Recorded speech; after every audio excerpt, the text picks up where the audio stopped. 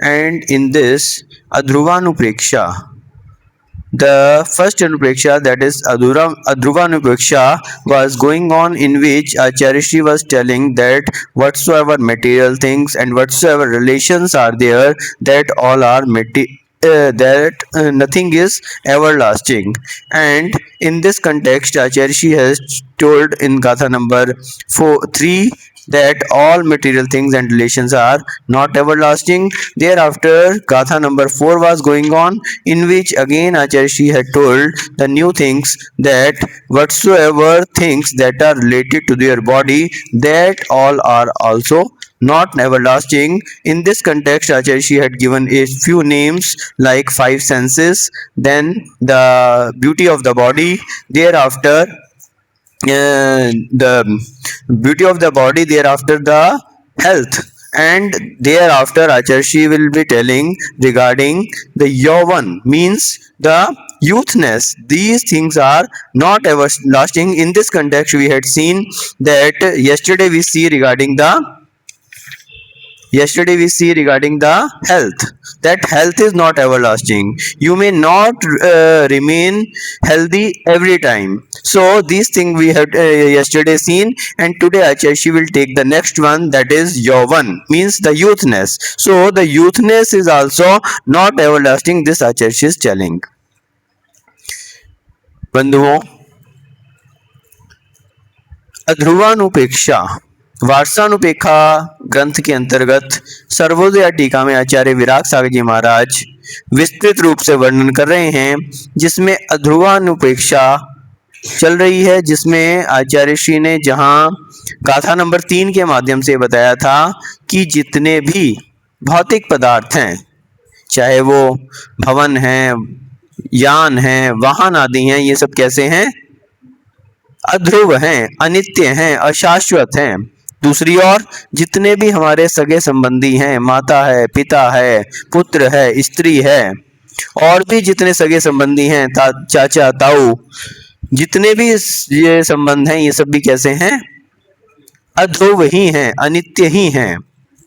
उसके बाद आचार्य श्री गाथा नंबर 4 के माध्यम से कह रहे थे कि बाहर की चीजें और बाहर के संबंध तो छोड़ दो, जो अचेतन वस्तु हैं उनको भी छोड़ दो, और चेतन द्रव्यों में भी दूसरों के शरीर को तो छोड़ो, अपना शरीर भी कैसा है?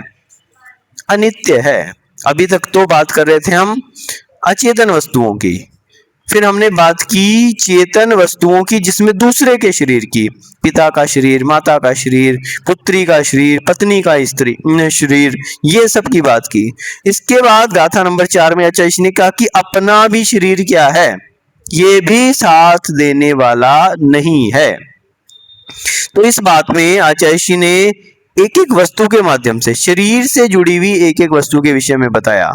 जहां पे आचार्य ने 5 इंद्रियों की बात की, चाहे आंख है, नाक है, कान है, स्पर्श इंद्रिय है, ये सब क्या हैं? अनित्य हैं, कोई भी साथ जाने वाली नहीं है। जितनी भी इंद्रियां हैं, और इनके 27 विषय, इनके विषय में हमने डिटेल में देखा कि स्पर्शन इंद्रिय का विषय क्या है, रसना इंद्रिय का काम, और तो क्या इसके बाद फिर आचार्य श्री कह रहे हैं कि 5 इंद्रियों के बाद आचार्य श्री ने कहा ये रूप, जिसपे व्यक्ति मोहित हो रहा है। आज के समय में व्यक्ति इस रूप के ऊपर बहुत मोहित हो जाता है, दूसरे के शरीर के ऊपर भी मोहित होता है, और अपने शरीर के रूप को देखकर भी क्या करता है? अहंकार में डूब जाता है।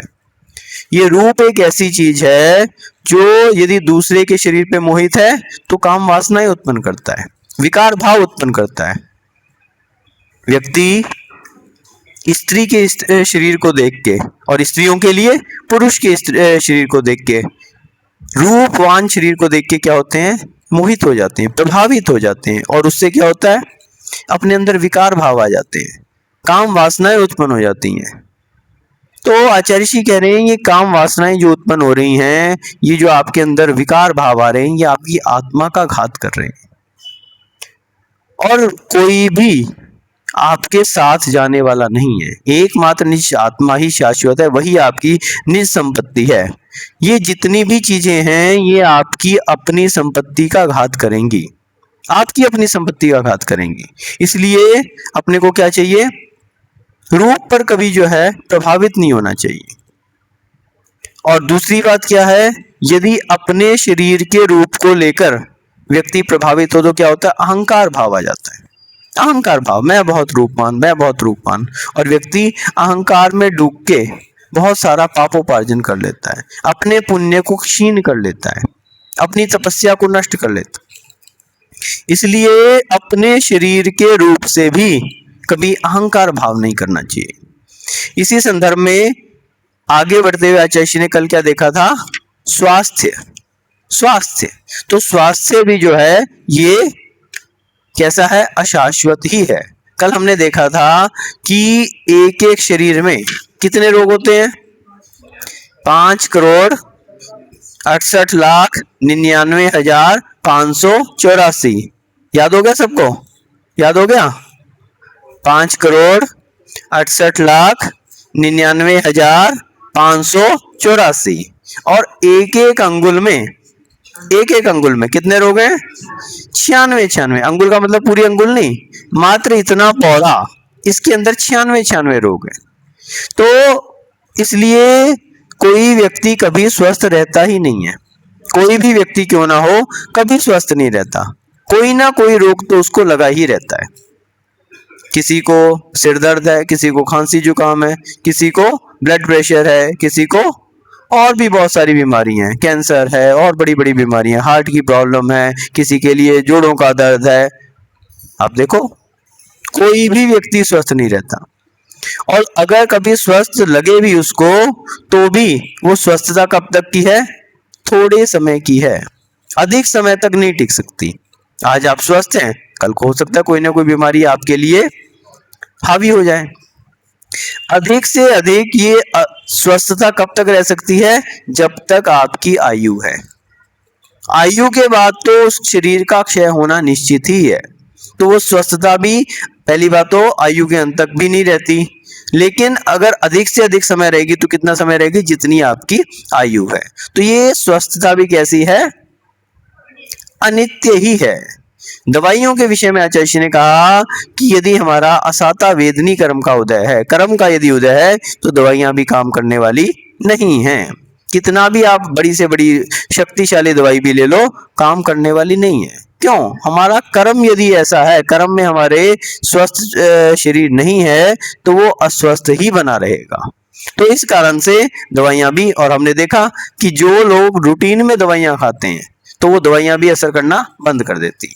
किसी को सर दर्द है और उसने रूटीन में सर दर्द की दवाई खानी शुरू कर दी, तो सर दर्द होने पर वो दवाई भी काम नहीं करेगी। कुछ लोग ये होता है ना बाम वगैरह, वो रूटीन में लगाना शुरू कर देते हैं, तो उसका प्रभाव क्या पड़ता है, जब उनको सर दर्द होएगा तो वो बाम भी काम नहीं करेगा, रूटीन में लगा रहा है।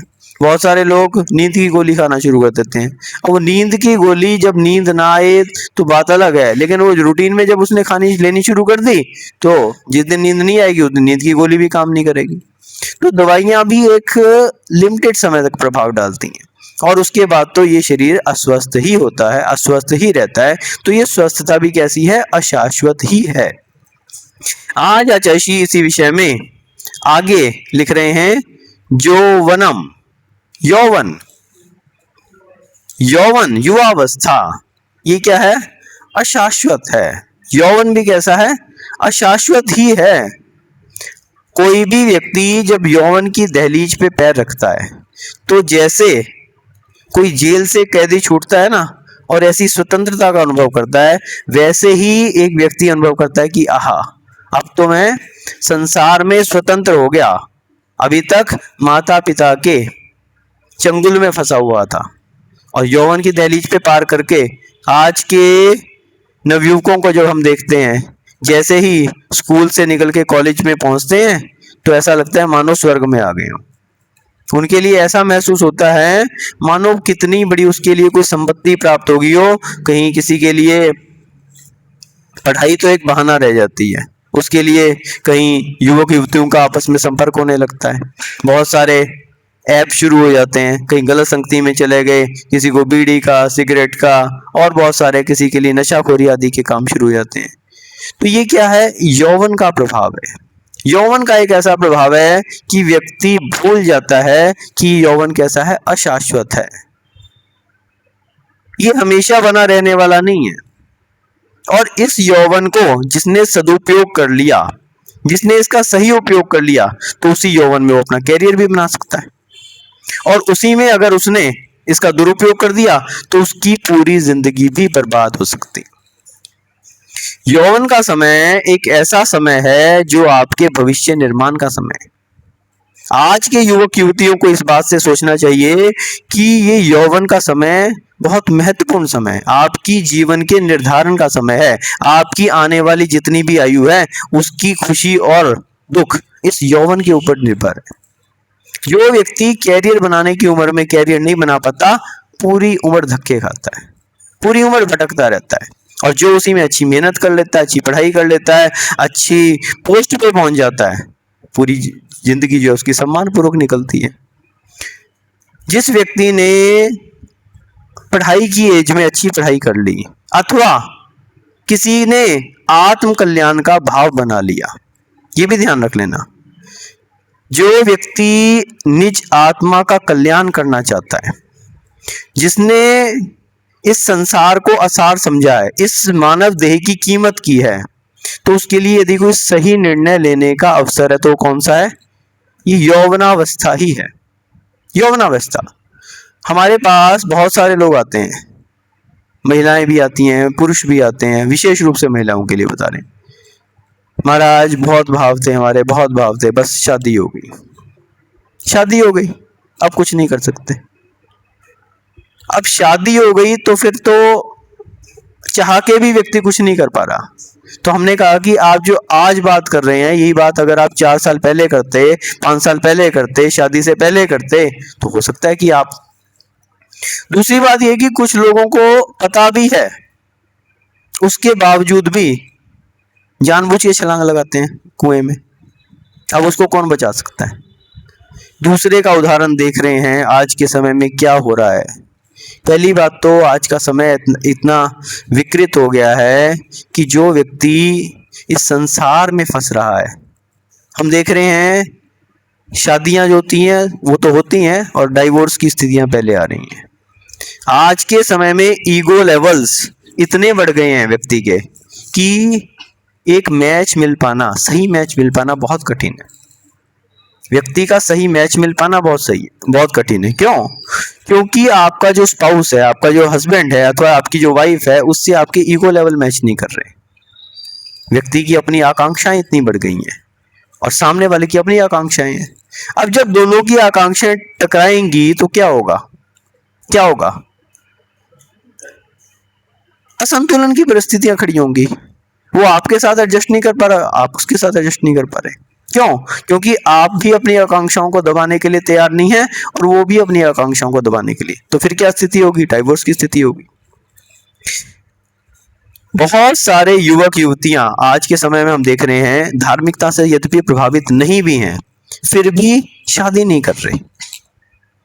ऐसी भी स्थितियां हैं आज के समय में कि हालांकि उनका कोई मन धर्म की तरफ नहीं है, ना ही वो कोई महाराज माता जी बनना चाह रहे हैं, ना ही उनका कोई धार्मिकता की तरफ इंटरेस्ट है, लेकिन शादी के नाम से कतराते हैं। शादी नहीं करनी हमें, बस हमें क्या करना है? अपनी पढ़ाई करनी है, अच्छी जॉब करनी है, अपने पैरों पर खड़े होना है।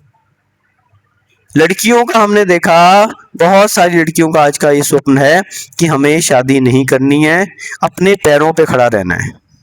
और अगर शादी करनी भी है तो तब करेंगे जब मैच हमारे हिसाब का होगा, यदि पति हमारे हिसाब से चलने के लिए तैयार होगा। और वो मिलता नहीं है, वो मिलता नहीं है। निश्चित है लड़कियां इतनी पड़ जाती हैं कि अब उन्हें उनके हिसाब का जो है पति नहीं मिल पा रहा, वो परेशान है। और बहुत सारी इसीलिए शादी नहीं कर रही। क्यों? शादी करेंगी तो जो जॉब वो कर रही है वो छोड़नी पड़ेगी, और वो छोड़ना नहीं चाह रही। क्यों? इतनी पढ़ लिख गई है और अब उसके लिए कमाई का साधन हो गया है, जिसके पास इतना पैसा आ रहा है महीने का, अब उसे कौन छोड़ना चाहेगा? तो ये जो स्थितियां हैं ये वास्तविकता में क्यों बनी हैं? क्योंकि आज के समय में व्यक्ति के ईगो लेवल्स बढ़ गए हैं। कोई भी अपनी ईगो को हर्ट करना नहीं चाहता। अपनी मानसिक परिस्थितियों को, संस्कार ऐसे बने हैं व्यक्ति के, शुरू से जो उसको संस्कार दिए जा रहे हैं वो धर्म के संस्कार नहीं दिए जा रहे। इस कारण से व्यक्ति वैसे माहौल में पड़ रहा है। दूसरी तरफ हम देखते हैं कि जो शादी करने के बाद एडजस्ट भी कर रहे हैं तो उनकी स्थितियां क्या बनी है? कुंठित स्थितियां बनी हुई हैं। वो जबरदस्ती एडजस्ट कर रहे हैं, अंदर से खुश नहीं है, बाहर से स्थितियों को परिस्थितियों को मैच करके कर रही हैं, वो चला रहे हैं काम को जैसे तैसे, पति की सुन के चुपचाप रह रही, लेकिन आंतरिक स्थिति कोई देखे तो अंदर से रो रही है। कोई सास से परेशान है, कोई पति से परेशान है, कोई जेठानी से परेशान है। लड़कों की भी स्थिति देखें तो लड़के भी खुश नहीं, वो माता के और पत्नी के बीच में संतुलन बनाने में ही परेशान हुआ है। झगड़ा सास बहू का है और तीसरा लड़का। वास्तविक स्थितियां हैं कि व्यक्ति जो है, इसलिए वो घर ही नहीं आना चाहता। वो कहता है सुबह से मैं तो सर्विस में जाऊं और रात को सोने के टाइम आऊं, आराम से सोऊं और सवेरे उठ के फिर चला जाऊं। वो अपने परिवार को समय चाहते हुए भी दे नहीं पा रहा और देना भी नहीं चाहता। क्यों? घर में जाके बैठेगा तो सास अपनी सुनाएगी, बहू अपनी सुनाएगी, वो किस किस किस क्यों सुनाएगा और क्या करेगा उसमें? आपका झगड़ा है, आपको तो सुलझाना है, मैं क्या कर सकता हूं? और सास बहू के झगड़े तो सबको पता ही है। आज के समय में शारीरिक स्थितियां सबकी ऐसी हो गई हैं कि बहू को अगर कोई कहे कि कुछ काम कर दो तो उसकी सांस फूलने लगती है, और काम नहीं करे तो सांस फूलने लगती है। काम करे बहू, लड़की काम करे तो सांस फूलने लगती है, और काम नहीं करे तो सांस फूलने लगती है। सही है कि नहीं? और लड़कों की क्या स्थिति है? लड़कों की भी स्थिति है। कोई भी व्यक्ति व्यापार करता है तो उसमें क्या होता है, बहुत सारे अप डाउन होते हैं, बाजार के भाव ऊपर नीचे होते हैं। तो व्यक्ति कमाने जब जाता है, जब दुकान पे जाता है तो क्या होता है, जब बाजार के भाव ऊपर नीचे होते हैं तो उसका बीपी भी बिगड़ने लगता है। तो काम करता है तो बीपी बिगड़ने लगता है, और काम नहीं करे तो बीवी बिगड़ने लगती। लड़की के लिए स्थिति है कि काम करती है तो सांस फूलने लगती है, काम नहीं करे तो सांस फूलने लगती है। और लड़के के लिए स्थिति है, काम करे तो बीपी बिगड़ने लगता है और काम नहीं करे तो बीवी बिगड़ने लगती है। करे तो क्या करे? दोनों के साथ स्थितियां खड़ी हैं। तो ऐसे में व्यक्ति सोचता है कि शादी ही मत करो। जब व्यक्ति ये देखता है शादी ही मत करो, अपना इंडिपेंडेंट रहो, अपनी जॉब करो, अपना कमाओ, अपना खाओ, अपने हिसाब से रहो। लड़कों की भी स्थितियां बन रही हैं, लड़कियों की भी स्थितियां बन रही हैं। दूसरी एक स्थिति और भी खड़ी हो रही है कि यौवन के प्रभाव से व्यक्ति एक दूसरे से आकर्षित हो जाता है, और आकर्षित होने के कारण वो देश की, कुल की, धर्म की सभी मर्यादाओं को छोड़ देता है। विजातीय विवाह जैसी स्थितियां खड़ी हो रही हैं, विजातीय विवाह, विधवा विवाह जैसी स्थितियां खड़ी हो रही हैं। ये सब क्या है? यौवन के दुष्प्रभाव हैं। यौवन के दुष्प्रभाव हैं।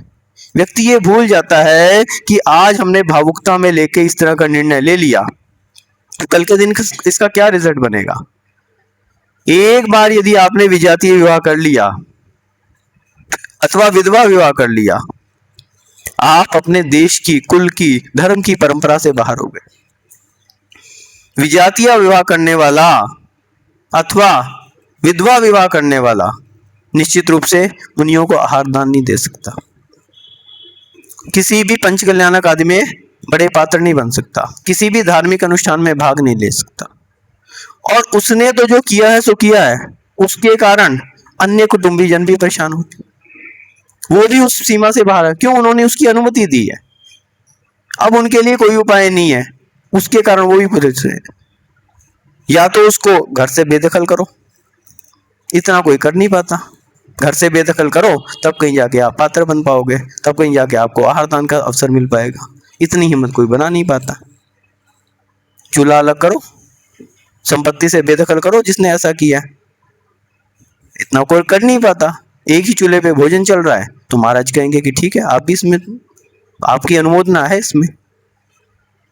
बच्चे जो होंगे उसके, उनका तो कोई कसूर ही नहीं है। ऐसे व्यक्ति जिसने विजातीय विवाह कर लिया, उनके जो बच्चे हो रहे हैं उनका तो कोई कसूर नहीं है, लेकिन उनके लिए जीवन भर के लिए दंड मिल गया। वो भी ऐसे कार्यों में से वो नहीं हो सकते, ना आहार दान दे पा रहे हैं, ना कुछ कर पा रहे हैं।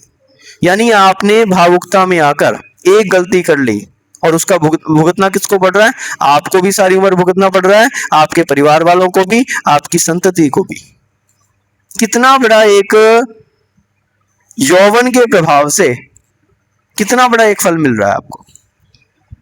और दूसरी बात क्या है, भावुकता में आके आपने शादी तो कर ली, लेकिन जितनी जल्दी शादी होती है उससे जल्दी डाइवोर्स की स्थितियां हैं, क्योंकि आपने मजबूती से उस विषय में विचार नहीं किया, मजबूती से विचार नहीं किया, सोच समझ के विचार नहीं किया। आपने तो मात्र भावुकता में, कामावेश में आके, यौवन के प्रभाव से आपने जो है वो निर्णय लिया, तो अधिक समय तक टिकने वाला नहीं है। तो कहने का अर्थ यह है कि ये यौवन, जब भी कभी हमारा ऐसा विचार बने, जब भी हम यौवन की दहलीज पे पैर रखें, तो निश्चित रूप से आज के युवक युवतियों को विशेष रूप से चाहिए कि वो इस यौवन को, जो ये यौवन हमारे लिए इतना घातक हो सकता है, वही हमारे लिए बहुत अच्छा फलदायी भी हो सकता है। इसी यौवन को यदि आप सदुपयोग कर लें, अच्छे कामों में लगा लें, उसी में आप कैरियर भी बना सकते हैं। उसी में यदि आप सही निर्णय ले लें, सही निर्णय ले लें कि हाँ, हमें इन शरीर से, संसार से, शरीर से, भोगों से विरक्त होना है, तो निश्चित रूप से आप कल्याण कर सकते हो अपना, निश्चित रूप से कल्याण कर सकते हो। कल्याण के मार्ग पे जो उस मानव देह की कीमत समझ ले कि ये मानव देह, उसमें निरोग शरीर, देव शास्त्र गुरु का सानिध्य, जिनवानी का सानिध्य और अपने अंदर इन भावों का होना, सबसे महत्वपूर्ण क्या है, इन भावों का अपने अंदर पनपना, ये सबसे अधिक। अभी बुद्धि दुर्लभ भावना में आएगा ये सब, ये उत्तरोत्तर दुर्लभ है। और उस जो लोग सोचते हैं कि हम तो पहले जीवन के मजे तो ले लें, अंत में दीक्षा ले लेंगे। अरे ये जीवन मजे लेने के लिए नहीं है, ये जीवन की सार्थकता किसमें है, तपस्या में है। यह तन पाए महातप कीजिए, जामे सार यही है। खाने पीने और भोगोल्लास के लिए जीवन नहीं मिला, ये तो सब पशु भी करते हैं। जितनी भी मैथुन क्रिया है, जितनी भी भोजन की क्रिया है, जितनी भी निद्रा है, ये सब संज्ञाएं तो पशुओं में पाई जा रही हैं। आहार निद्रा भय मैथुनानी सामान्यतः पशु भी नराणाम, धर्मो ये को मधि को विशेषो धर्मे न बीना पशु भी समाना। ये आहार है, निद्रा है, मैथुन है, भय है, ये संज्ञाएं तो पशुओं में पाई जा रही, सभी कर रहे हैं। एकमात्र धर्म एक ऐसा है जो इस जीवन को महत्वपूर्ण बनाता है, पशुओं से अलग करता है, और धर्म से हीन है, पशु के समान है। क्या अंतर है क्या आप में और पशु में? एकमात्र मनुष्य जीवन में ही व्यक्ति वैराग्य को धारण करके दीक्षा को धारण कर सकता है, पशुओं के लिए संभव नहीं है सकल संयम को धारण करना। तो इसलिए इस मानव जीवन का हमें सार समझना चाहिए, इसका महत्व समझना चाहिए, और यौवन में ही समझना चाहिए।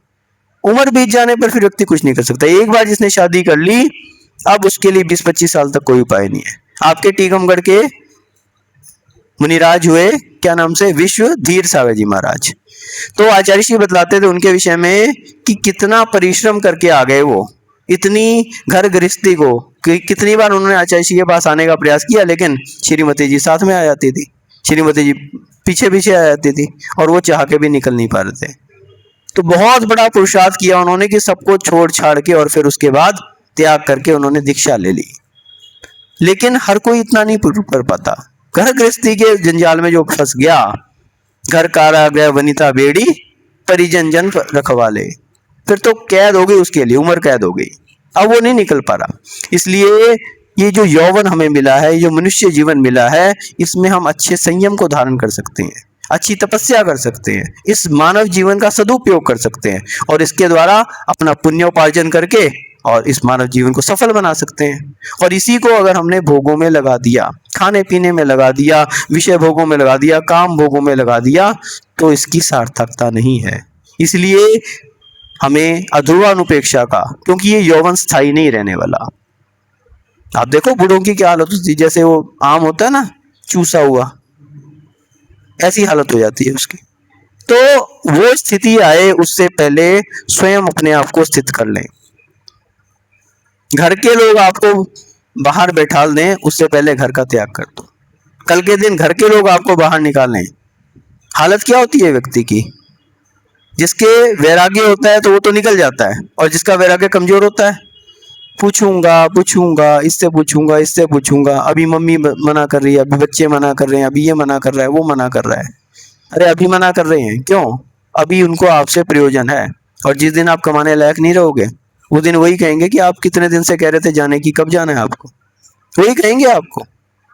और फिर भी आप नहीं जाओगे तो अनाथालय में छोड़ के आ जाएंगे। फिर भी नहीं जाओगे तो जिस दिन राम राम सत्य होगा उस दिन तो जबरदस्ती आपको उल्टे पैर करके घर से बाहर निकाल देंगे। इसलिए कोई आपको घर से बाहर निकाले, अच्छा है पहले अपने आप घर से बाहर निकल आओ। इस यौवन में जिसने सही निर्णय ले लिया वो निश्चित रूप से अपने जीवन का कल्याण कर सकता है। और यौवन में जो चूक गया, ये जो एज है टीनेजर्स जिन्हें बोलते हैं ना, 16, 17, 18, ये जो टीनेजर्स हैं, ये एक ऐसी एज है जिसमें आप अपने भविष्य के विषय में सोच सकते हो और सही निर्णय ले सकते हो, सही मार्ग पे निकल सकते हो। और जो इसमें चूक गया और 10-12 साल की उसने वो कर दी और एक बार शादी के चक्कर में पड़ गया, अब वो 20, 25, 50 साल के लिए फंस गया, अब उसका जीवन समाप्त हो गया। इसलिए यहाँ पर जो यौवन की आचार्य ने बात की, यौवन, ये यौवन कैसा है?